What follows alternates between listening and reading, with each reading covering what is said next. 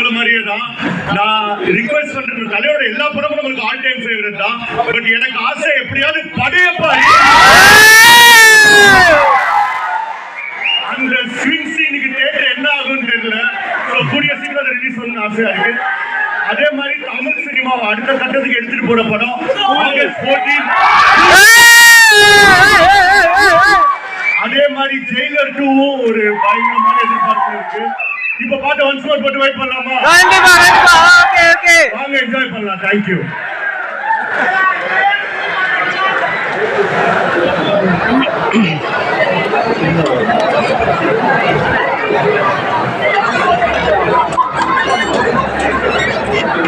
நல்லா இருக்கும்ல.